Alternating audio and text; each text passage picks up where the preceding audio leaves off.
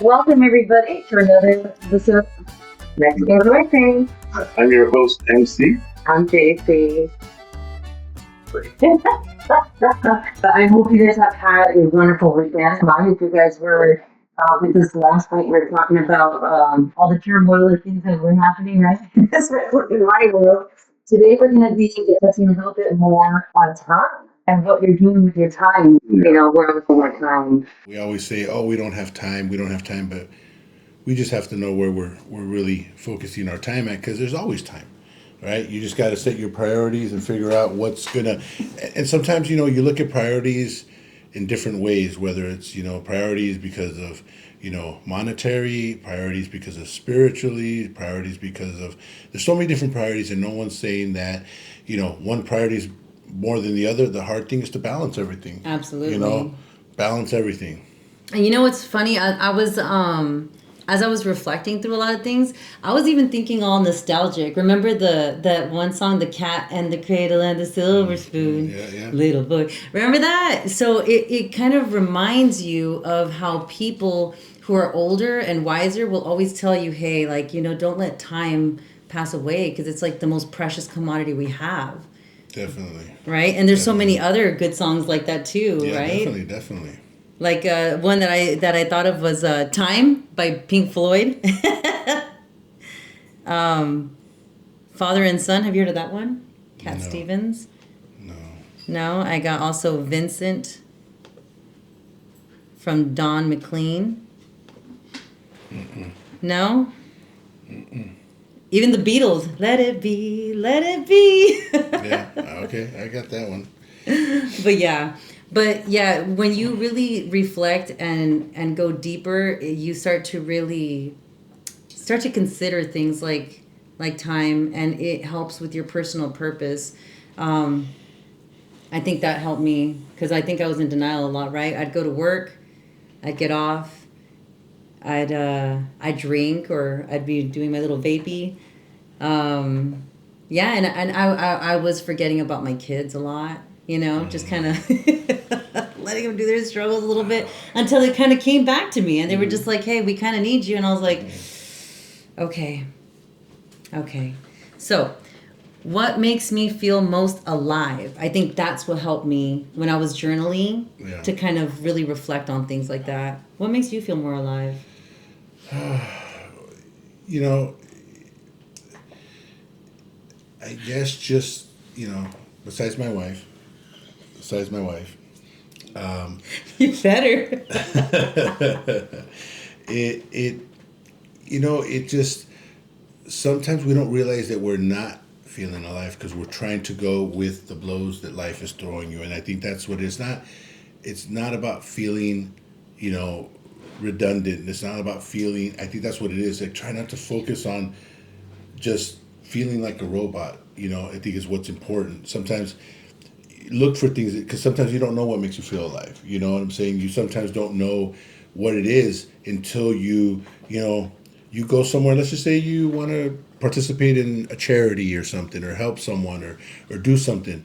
You start to do certain things, and you're like, man, I love that feeling. Like, man, I want to feel that some more. So sometimes some people might not realize that they're missing out on something because they're just dealing with life as it's being thrown at them, and they don't take control, and make decisions like that. Go and help out at a shelter or something, or go, I don't know, do something nice for someone, or whatever it is and bringing that out, you'll start to feel and going, man, what am I missing? Why am I not feeling this? Or why don't I feel this as often as I should? Yeah. And it doesn't even have to be like charitably sometimes. Sometimes it can be charitably to yourself because I remember that live feeling when I first started surfing. Gotcha. Oh my gosh, it was scary, right? Because new is never easy, and so I was like, "Oh, what am I stepping on the bottom of the ocean?" And then, but once I got out there and I was waiting for my first wave, it was like it was a good moment of calm, And then obviously the wave comes in, you miss it or like you get it, and then you kind of do like this scorpion move and stuff, and it's scary, but then you go back out there, and it's so much fun, and that made me feel alive. And having to practice and practice and practice at it. Yeah, definitely. I mean, it could be anything from a personal thing, from painting, surfing, just to do something, just to sometimes just concentrate on something else but life, what it's throwing at you. I think that's what it is. Even spring cleaning. So that's something I've See, you know what? adapted. Okay, I was Not easy. and I was actually going to go that route too. You know, sometimes it could be just some some cleaning of a certain area that maybe you just said, okay, enough is enough.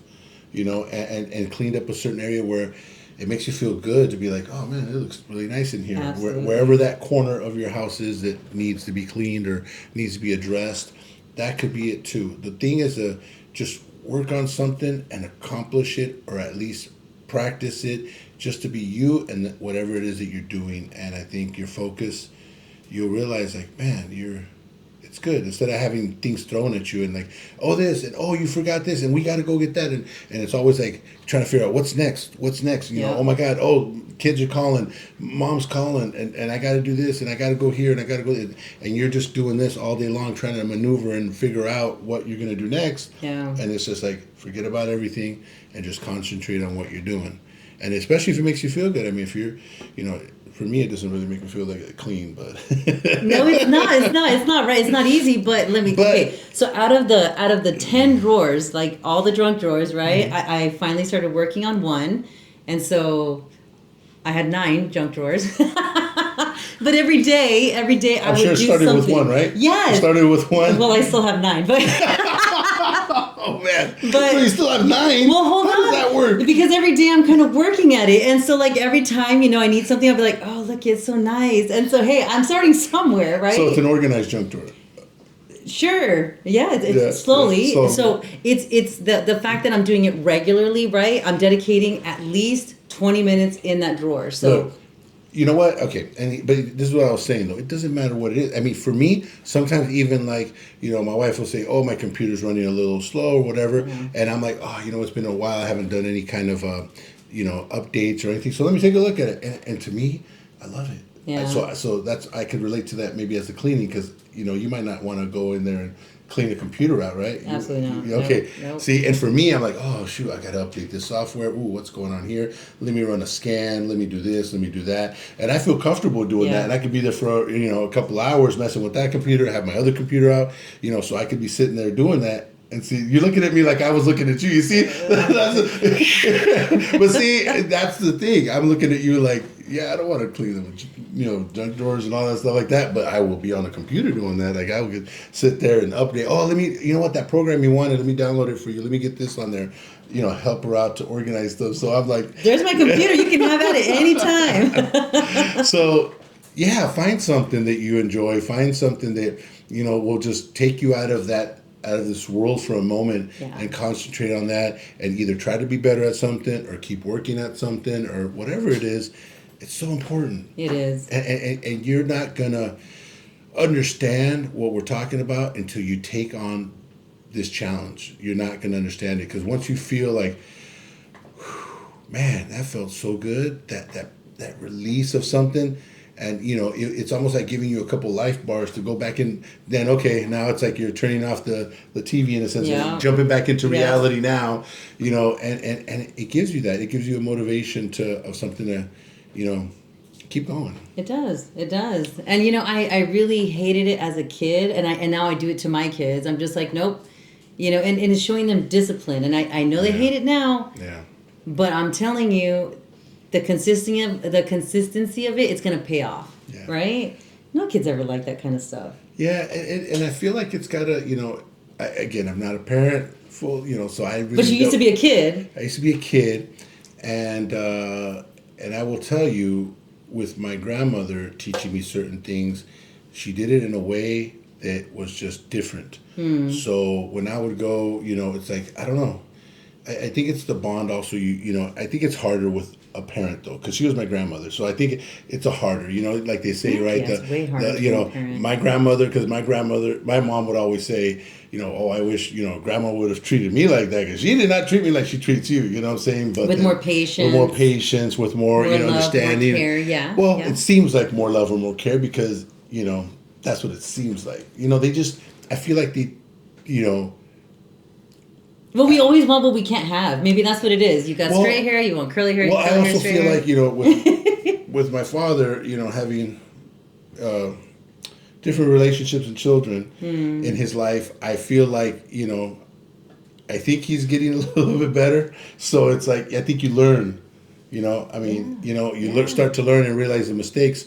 So as a grandparent, I feel like it's less pressure because it's not your child. Yeah. But then again, it's like, you know, you have more patience, you have whatever, you know, so definitely. And not only that, I think time too. When you see their snotty little personalities continuously, and it's always just like, that's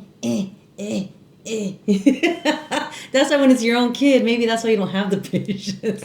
And I'm speaking on my experience. And by no means am I trying to compare, okay? But I've been a fur daddy, you know? I've been a fur daddy. There you go. And it's like, everyone would always say, like, dude, how do you guys, because my dogs, you know, technically didn't bark. Oh. You know, I mean, they did bark when I wasn't there and whatever, just like a regular dog, but they were so obedient. Yeah. They were so obedient, and it was all about me, you know, and we'd go to other friends' houses, and dogs are jumping and yapping and whatever, and it's like, and I got 5 dogs, and none of them do that, you know. Do they have their moments like little kids? Yeah, they have their moments, but our dogs were so just, you know, like, and it had to do, you know, I had to be tough with them a little bit, you know. It's like a mother and a father. Discipline. My wife was a soft one, you know, and I was, of course, the hard one, you know what I'm saying? So it worked, you know. It's like, it was like, you know, it's like, you know, the mailman would come and I'm like, you know, because it's like I had to teach him, like, okay, there's no reason to. Thank you, the mail and whatever. So it took a while, you know, it takes a while to get them out of their element. But again, not comparing, but the thing is that we do have to work with our kids. We do. And I've learned too to tap out, like, because sometimes it's just too much on my personality. Like, we're rubbing each other the wrong way, so I'll be like with my husband, I'm like, okay, you know, I'm tapping you in because I'm out. And you know what? It reached my peak. Yeah, and that's the thing with, you know, with children. It's like it's not as with animals. I mean, they're pretty much, their direction is, I just want to be loved. I just want to be loved, and the resistance is very little. Yeah. Resistance is very little. Yeah. You know, and with children, they're constantly moving this way and that way, and their minds are growing and thinking for themselves. So it's like a chess. It's like checkers and chess. Like, it's way more complicated. And the blood runs deep. Okay, the blood runs deep. Because you know what you did to your mommy and daddy. So it comes right back around, right? Yeah, that's what they say. They say, you know what you do, you're going to remember. So you say from experience, huh? What do we got here? Yeah, right? Okay, I forgot. We got to keep looking at the chat here. Hi, friends, though. Yes, how are you? Yes, definitely. Okay, how do you know you're not just running away? That's a good one. Well, how do you know you're not just running away? Well, when you say running away, you mean, like, in other words, I think what they're talking about is trying to escape, like, the reality of life. And I think it's because you have to give yourself time, though. Yes, you can't just be like, quit, you know, I'm turning off my phone, kids are calling after school, and you're like, I'm here for myself. Yes, you know, you can't ignore that. Yeah. But you got to give yourself time. And usually something like this is planned. Yeah. You know, so you want to plan yourself. Hey, you know what? I'm going to do this. You know, speak to your husband, speak to some family. If you got to drop the kids off somewhere with uncle, aunt, whatever, or do something and you want to do this for yourself, you plan it. Yeah. You plan it for yourself. You know, you don't just shut everything off. So, you know, how would you feel about that? Well, unfortunately, with life, right, it has taught me to be a little bit more flexible, especially with my partner, right? Because, the first one was a big failure for me, right? Which I've learned, but it's a little bit of give and take, and we can't be selfish, right? We can't be too selfish. We also have to. We can't run away, and that's something I noticed that in the past I did. I ran away, and so how do you know you're not just running away? How do you feel like you Because ran I was away? selfish. Because I was selfish. You I was did. just like, I was like, I gotta go to get a drink, and then one drink turned to 2. No, I'm just joking. No, but it's just more of my time. It wasn't productive, maybe? It wasn't productive for anyone else but me, Exactly. and it was more stressful on them. So that's what made me Feel like it was more running away. That was running away. Yeah. And hey, denial's a beast, you know, because I really had to learn and understand that I was doing it. Yeah, I mean, there is a lot of people that I do know. We have friends that are very bar regulars, you know, and it's Barflies. yeah, and you know, it just all really depends on the person. You And know? it's okay, right? Yeah, it's okay. Because like Cheers, right? Exactly. Sometime you wanna go when everybody knows your name. And you have friends there, right? So yeah, exactly. You know, I think again, if you're avoiding stuff to go to your place or to that thing, Yeah. then that's when you start to realize that you know you're running away because Yeah. you're avoiding. You know, you start making your escape or your me time a priority. The me time is not supposed to be a priority. It's a necessity, all right, not a priority. So then that means that you got to really look at your life of what you're dealing with, you know, with your kids, with your school, with work, with whatever it is. Those are the priorities. Now, me time is a necessity, but it's one of those things where you have to program it. It can't be something where, like I said, you're avoiding Yeah. other stuff. Yeah. Yeah. But it is once I learned though to share and be a little more flexible and a little bit more of a collaborative team player. It's like looking in a drawer, you know. I would be like, okay, that looks good. This feels good. Like the whole environment around me felt a lot more laxed. Hubby and I were getting a lot more smiles in and a lot more time together. You know, date nights and stuff. So Yeah, and we got another comment that says only. It says it's a scary start, but after doing it over and over again, makes it easier. So that's yeah, right, repetition. it does. You start to feel good about whatever it is that you're doing. Makes it easier. Makes you more comfortable to really, you know, you got something to work for. You know, you know. I mean, I think that's like the. It's funny. It's like I don't think with my family. I remember like watching like what is it, the Griswolds and stuff like that, you know, family vacations and classics. stuff. And I always thought life was like that, you know. You know, and I always thought life was like that, but in reality, I mean, at least talking to my wife, it kind of is. I mean, you got to make it that way, right? yeah, You the family's got to make it that way. I mean, they would be like, oh, we went to this place and to Hot Springs and we did all this stuff and everything, and I'm like, what? So it is like the TV, like, dang. You know, like that's cool that you guys would do stuff like that. We never really did any like, you know, we're going for a couple days to some place or something like that. And I think that vacations are important. Yeah. You know, vacations are important. So these are like not really vacations, but they're just mini, you know, escapes. escapes and stuff like Yeah. that. Yeah. Yeah, but these escapes again are a little necessary for our sanity, for ourselves. You got to use these escapes to better yourself in something that's going to give you like, man, I remember when I started doing this once a week and I was painting this and now look, I can really paint pretty good. Like you get something positive in your life to balance some of the other disorder and other stuff that's going on in your life, and it kind of should help it kind of balance and Absolutely. stuff, you know, and realize. So.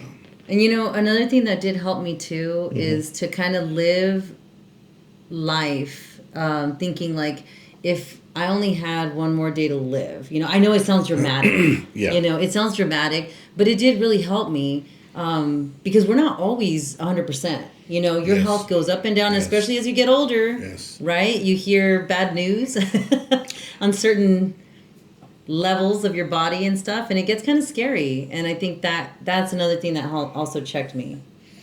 You know, and there's this thing, again, I've said this before, I'm not a fan of sayings sometimes because they're just, everyone hears it differently. So there's a saying, let's just say, you know, you only live once, Yeah. you know, and you can use that to your selfishness as you want. You can use that however you want, and it's not, you know, it's not YOLO. It's like, you know, so it's like, you could be like, oh my God, I only live once, dang, I don't know when I'm going to die. And it's like, you can't do that. Yeah. You know, and when I think, Well, you can do it, but your outcomes are not going to be too good, well, right? but the thing is that you're not taking that as your really what it's for. You know what I'm saying? You only live once isn't, you know, be reckless about it. It's like, yeah, you only live once, so you have to cherish the things you have and work at the things you want. Yep. So those are the two things. You have to be able to do that with that YOLO. Yeah. You know, cherish what you got, work on what you want. That's because you only live once. Yeah. Now, with that said, another topic that, you know, relates to this is sometimes are we living within our means? Oof. Yeah. And that kind of does open up the whole topic earlier we were talking about the bar. Yeah. If you're going to the bar, because I do know some people that, don't have a savings, don't have a lot, but they go to the bar and that's their bank. They just don't get no return on it. You know what I'm saying? So it's like, it's just all deposits, no return. Yeah. And the return only lasts so long Yeah. for the night, so Yeah. it is not the thing to do. We have to really work on ourselves, and I get it. Some people want to drive, nice cars, and they just, again, they're literally like, there's a saying, what is it? Do you work to live, or do you live to work? Yeah. You know what I'm saying? So it's like, it's one of those things where it's like, you can't put yourself in these situations, and it's hard. It is It's hard. You know, It is hard, especially in this day and age. And living here. Yes. It's one expenses of it all. person. It's- One person.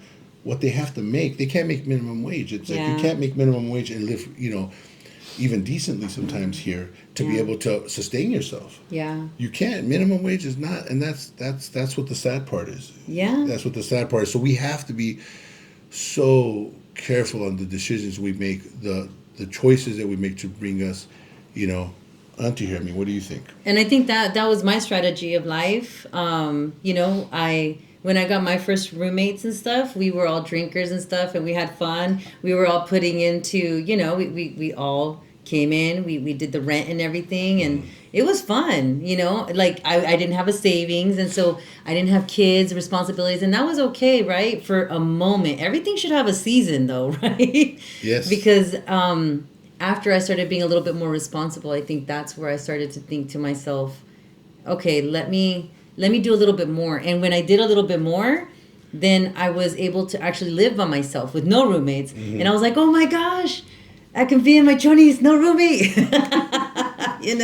No one got my leftover food in the refrigerator. Yeah. It's mine. Yeah. It was an accomplishment. And that's the thing. It's like, you have to sacrifice. I talked to one of my brothers, was saying about, what rent is like and how he's paying. He said, you know what, I want to do this for me. I've rented with somebody for how many years now, and I want to do it for myself. And I said, hey, you gotta balance the whole savings too. He's like, I kind of need to be like a little sane. Like I just want to do this for me right now. Yeah. And then he's doing it, and he's so responsible. I'm proud of him, and it's like, and he's starting to realize, like, okay, all right, now I got that out of my system. I got to figure out what I'm going to do, because it's What's next? very hard. He's a hard worker, and it's very hard to survive. Like I said, out here by yourself, the decisions you make is just difficult. Yeah. Yeah, I can't see it with that heart. So it says here, there's another comment. Okay. Only if two people get into a fight and then they both stop talking temporarily was there a winner, right? Person? Well, there's never really a winner when two. Yeah. I mean, especially like if you guys are both trying to make it in life, right? When you find a partner, it's so important to get back to back with them. It's you and them against the world, kind of, Yeah. But not kind of, it is. Because the moment you guys go against each other, it all falls down. There's another saying that I do like, that it's pretty black and white. It's like, the saying's pretty much, it's like, do you want to be right, or you want to be good?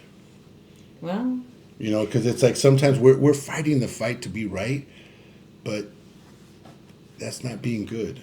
a good mentor of mine told me, is that the hill you want to die on? I think that was the better one for me, because I'm a warrior. I'm joking. No, but seriously, like, I would think and I would reconsider to myself. I'm like, is that the hill I want to die on? No. Well, see, and here's the thing. I guess the reason why I like the saying that I had, because the saying I heard before this one was choose your battles. You have to choose your battle. See, I didn't like that saying. You do. The reason why I didn't like that saying is like, okay, well, I choose the battle this one, and I didn't find myself stopping to figure out which one That's I all of wanted. Exactly. So I was like, dang it, I just keep choosing back. You're coming up to a game. Do you want to fight, or I want to fight? So, and I will choose that's right, and I will choose my next battle wisely, and then I want to fight. No. So for me, all right, the whole thing of saying, choose your battles. Okay, well, I'm choosing this one. Did it No, work no. for me? So that's why in this one, I have to ask myself, do you want to be right or do you want to be good with your partner? Yeah. You want your partner to be happy. And that's kind of what, like, I had to ask myself. And it really did help a little bit for me Yeah. with my whole thing. Like, oh, but she made me a certain way. But do you want her to be happy? So it's like, it made me kind of like, that one for me talked to me and was like, why do I got to say it that way? Because then I stopped thinking of myself and think Yes. of the other person. And that's what we got to do. Stop thinking of ourselves and think of the other person. And only, just to let you know, remember, your partners, you guys, we got to team up. We got to team up. And if you want to be happy, love is selfless, right? And that's not to say always lose the battles, right? But know what battles to fight. Just know what battles you really want to win. Yeah, But definitely. I think a good one to ask ourselves is, without being so morbid, right? About like, if this was the last day I had, like, what would I do? Like, what I think a good question would be, am I waiting for someday that may never come? Why not today? Yeah, Right? definitely. I mean, people have, like they say, a bucket list. Think about if you had 1 year to live, what would you do in that year? Yeah. Now use that as the guide, not that you have a year, but write down everything. And then once you write down everything that you want to do, then start picking stuff that you feel is possible to do. And then when you start picking stuff that's possible, you break it down some more. Think stuff that is, that you're more available to do within a couple of months. And then from those, you just start breaking it down, your bucket list, Yeah. so you can achieve some of those goals. Don't, so you can go from here to here and just, and in between you'll figure it out. Yeah. But, start something, work on something. Absolutely. But yeah, as we're wrapping this all up, just remember that, like, everyone has the potential to lead, right? And we're all different in our own unique ways. You might be a fur parent, right? You're still leading your home, right? You might have a partner. You might just be roommates. You're still leading that environment. But first and foremost is just yourself, right? It always begins with you. Yeah. So right now we're talking about time and using it wisely and identifying, what's a waste of time and what's a good, right? Moving forward, like what's next? Like once you accomplish that, it's checked off your list. I think what's next is next. Exactly, because you always have to remember there's no growth Without pain. Until next time, That's right. I'm your host, MC. I'm JC.